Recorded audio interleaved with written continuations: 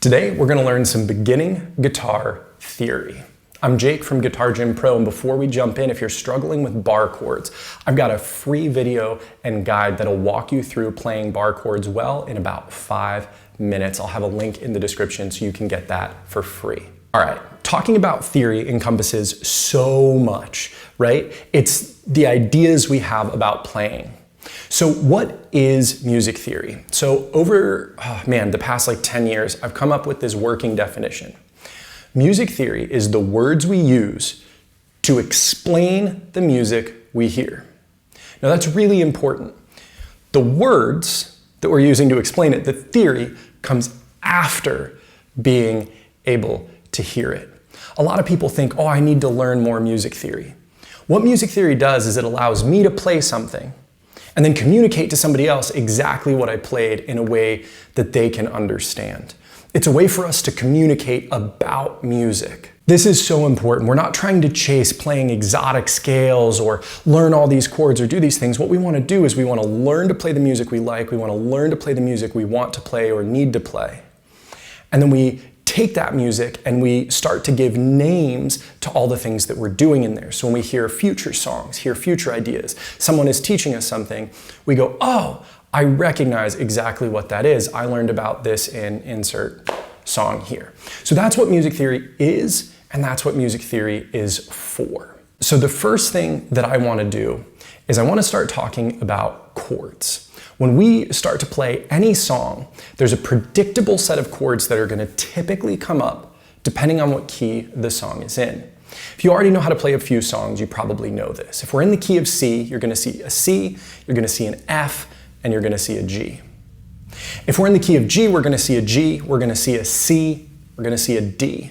If we're in the key of A, we're going to see an A and a D and an E. In the key of E, we're going to see an E, an A, and a B. Over and over again, we start to see those chords.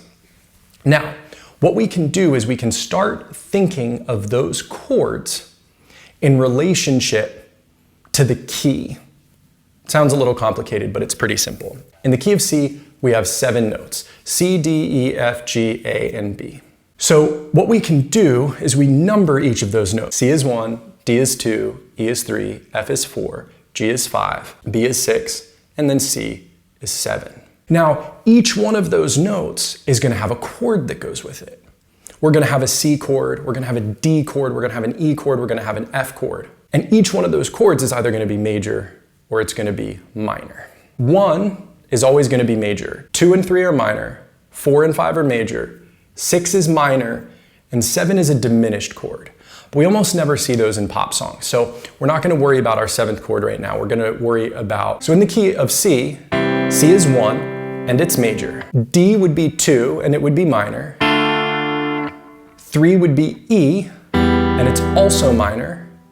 4 is F and it's major. 5 is G and it's major. 6 is A and it's minor. We're skipping our 7th chord for now, so we would be back to C.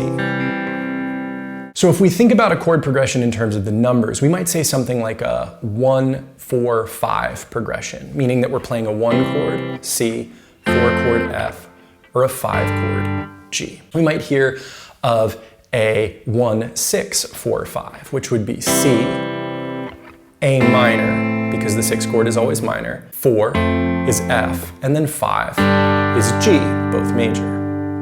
Now, why is this important? Because we're going to recognize the sound of 1, 4, 5, or 1, 6, 4, 5.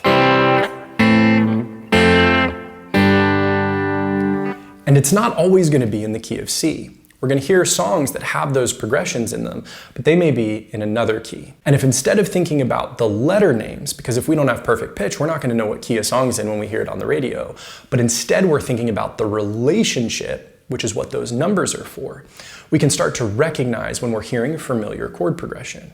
That's naming what we're hearing, which is the definition of music theory. So let's try to do this in a different key. We just did it in C. Let's go ahead and do it in the key of D. We would have D, E, F sharp, G, A, B, and then C sharp. So D, our 1 chord, would be major. Our 4 chord would be G. major, 5 chord is A, and it's also major. So that's our 1, 4, 5 in the key of D. Our 6th chord is B minor, D, E, F, G, A, B. So when we play 1, 6, 4, 5,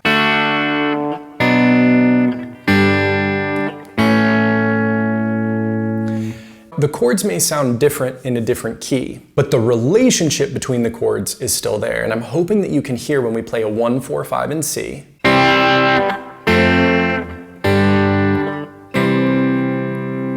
and when we play a 1, 4, 5 in D,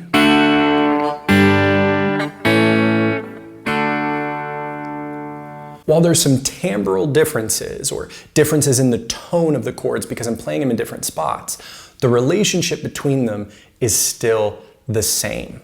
And that's what makes learning these numbers so powerful, is we can start to recognize when we're hearing certain chord progressions regardless of the key they're in. And again, most of us don't have perfect pitch. I certainly don't. This is how we develop relative pitch in a way where we're naming what we're hearing. And if we have a name for it, we're going to recognize it more often and be able to use it more readily when we're learning new songs, when we're writing our own songs, or when we're improvising. Please give this video a like and consider subscribing for more daily guitar teaching from Guitar Gym Pro. Leave a comment below and let me know what the quality of the 4 chord is. Remember, if you're struggling with bar chords, there's a link in the description for a free video guide walking you through how to play bar chords well in about 5 minutes.